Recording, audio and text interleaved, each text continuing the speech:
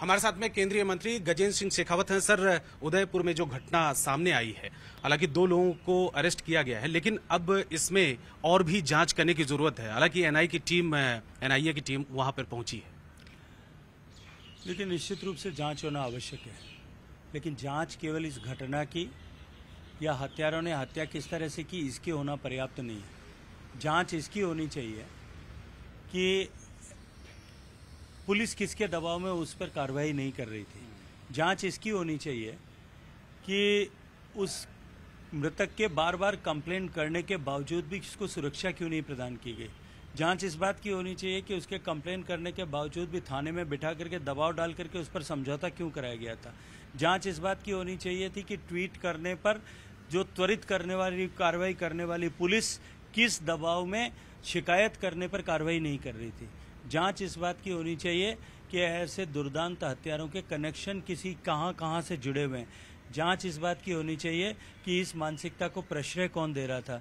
जांच इस बात की होनी चाहिए कि करौली से लेकर के उदयपुर तक की इन सब घटनाओं के पीछे कौन लोग हाथ हैं, किन लोगों का हाथ है और कौन उन्हें संरक्षण प्रदान कर रहा है। इस आइडियोलॉजी के साथ में अपना वोट बैंक बचाने के लिए कौन खड़ा है। जांच इन सब विषयों की होनी चाहिए।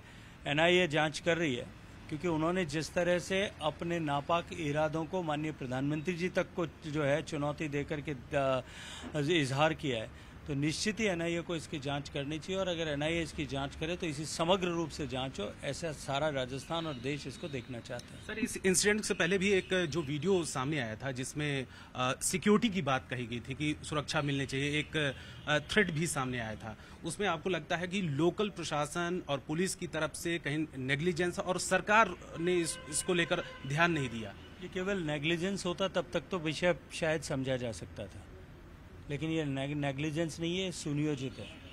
और सत्तारूढ़ पार्टी के विधायक नेताओं के दबाव में इस तरह की मानसिकता के लोगों को प्रश्रय दिया जाता है, दिया जा रहा है और लगातार दिया जा रहा है।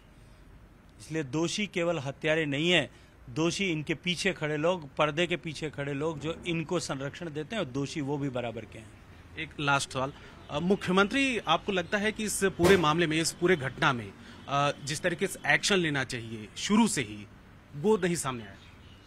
देखिए, केवल अगर इस घटना की बात करूं, तुरंत आनन फानन में उन्होंने इंटरनेट को बंद किया, उन्होंने गिरफ्तारी के आदेश दिए एसआईटी गठित करके